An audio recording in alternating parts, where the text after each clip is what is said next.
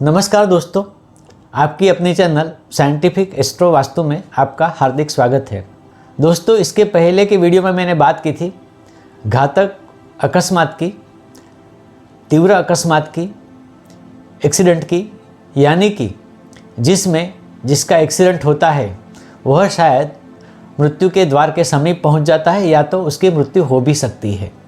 दोनों चीज़ें पॉसिबल हैं, परंतु हर वक्त ऐसा ही होता है ऐसे नहीं है। कभी कभी सामान्य एक्सीडेंट होते हैं जिसे जनरल भी हम कह सकते हैं कि जिसका एक्सीडेंट होता है वह मृत्यु के द्वार समीप नहीं पहुंचता है और ऐसा जानलेवा भी नहीं होता है। थोड़ी सी मेडिकल ट्रीटमेंट, सावधानी या थोड़े दिनों के लिए आराम करना, ऐसे कुछ करने से उसकी पीड़ा बाद में नष्ट हो जाती है। ऐसे अकस्मात बहुत बार होते रहते हैं। तो यह अकस्मात किस ग्रहों की वजह से होते हैं, कैसे होते हैं और कब होते हैं, इसके बारे में हम आज चर्चा करेंगे। दोस्तों, अगर अभी तक आपने हमारी चैनल को सब्सक्राइब नहीं किया है तो सबसे पहले रिक्वेस्ट करता हूं कि इसे सब्सक्राइब करें, लाइक करेंगे, शेयर करेंगे और बेल आइकन को दबाना न भूलें। तो आइए शुरू करते हैं सामान्य एक्सीडेंट, सामान्य अकस्मात या जनरल एक्सीडेंट।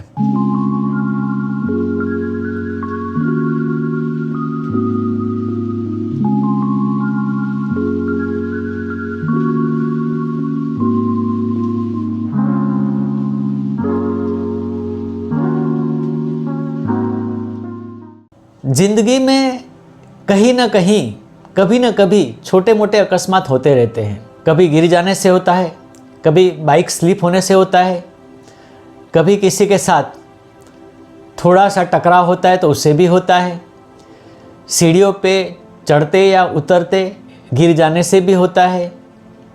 तो ऐसे छोटे छोटे अकस्मात होते रहते हैं जो सीरियस नहीं होते, जिनके लिए कुछ मेडिकल ट्रीटमेंट अवेलेबल है, सीधी सादी, और बहुत लंबे समय तक इसका इफेक्ट भी नहीं रहता है। तो यह अकस्मात किन ग्रहों के कारण होते हैं, क्यों होते हैं, इसका आज हम विश्लेषण करेंगे। सबसे पहले तो क्यों होते हैं इसका जवाब मैं दूंगा। दोस्तों, ज्योतिष शास्त्र में कहा गया है कि जातक के जीवन में जो घटनाएं होती है उसका संदर्भ कहीं ना कहीं उसके पिछले जन्मों के कर्मों से होता है। अब पिछले जन्मों के कर्म ऐसे हैं कि जहाँ घातक एक्सीडेंट भी होते हैं, परंतु छोटे मोटे नेगेटिव फल भी होते हैं, जिसके कारण छोटे मोटे एक्सीडेंट हमेशा होते रहते हैं। हम इसके ऊपर ज़्यादा ध्यान नहीं देते।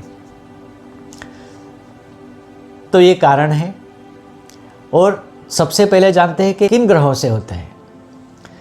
सबसे पहले तो मैंने पहले वीडियो में बता दिया था कि एक्सीडेंट होता है, चोट लगती है, तो सबसे पहले स्नायु यानी कि मसल डिस्टर्ब होते हैं, उसमें नुकसान होता है।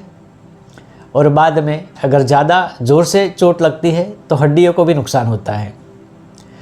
तो कहीं ना कहीं एक्सीडेंट में ये दोनों चीज़ें बहुत कॉमन है, मसल का और हड्डियों का नुकसान।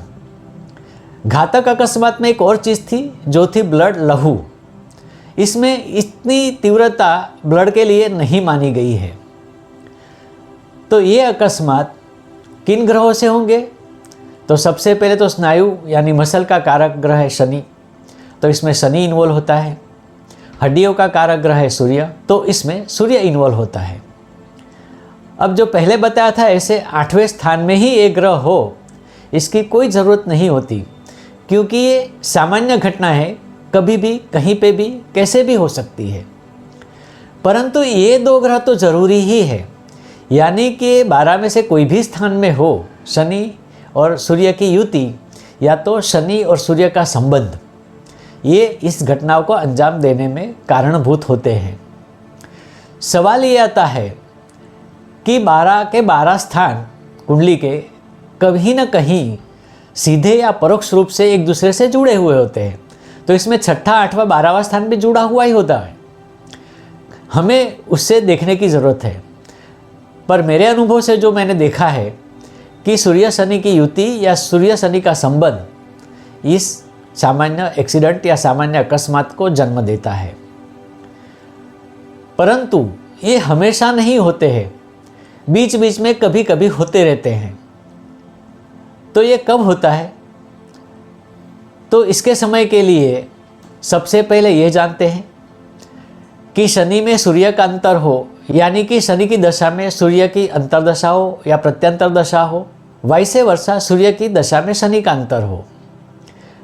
परंतु तभी भी सामान्य अकस्मात नहीं हो सकता, क्योंकि तीसरी एक और घटना बाकी है, क्योंकि तीसरा और एक संबंध बाकी है कि गोचर में जो ग्रह हैं उसमें भी शनि का गोचर सूर्य पर से होता हो या सूर्य का गोचर शनि पर से होता हो, यानी कुंडली में शनि सूर्य की युति हो या संबंध हो, शनि सूर्य का एक दूसरे में दशाओं में अंतर हो और गोचर में शनि और सूर्य एक दूसरे पर से पसार होते हों, तभी ये घटनाएं होती है।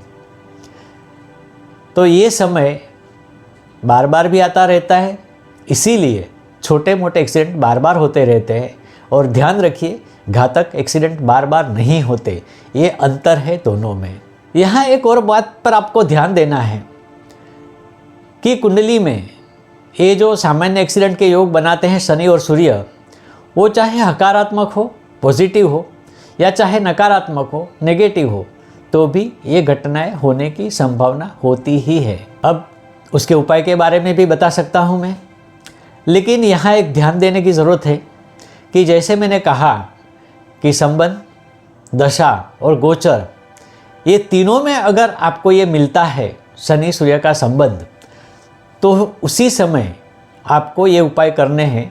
हमेशा ये उपाय करने की ज़रूरत नहीं है।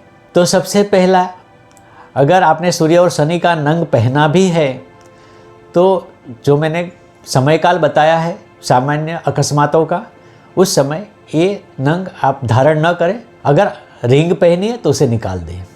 एक सामान्य उपाय भी है, अगर आप कहीं बाहर जाते हैं तो बाहर जाने से पहले पिता का आशीर्वाद ज़रूर लें, उनके पैर छूकर। अगर पिता जीवित नहीं है तो उनकी तस्वीर का दर्शन करके उनके आशीर्वाद लेके बाहर जाए, तो ये एक्सीडेंट से बचाते हैं। पहले भी बताया था कि शनि और रविवार का उपवास करें। अगर दोनों उपवास साथ साथ में आते हैं, आप नहीं कर सकते तो किसी एक का उपवास ज़रूर करें। और भी एक उपाय है, शनि और सूर्य की जो भी वस्तुएं हैं उसका आप दान करें। लाल और ब्लू रंग का इस्तेमाल आप नहीं करें, हो सके उतना कम करें, लेकिन ये उपाय कायमी नहीं है। सिर्फ जैसे मैंने कहा, पहले भी बताया था, उस समय के दौरान ही करना ज़रूरी है, बाकी तो ज़िंदगी चलती रहती है। आप जो उपाय करते हैं वो करते रहें। इस वीडियो में इतना ही। नमस्कार।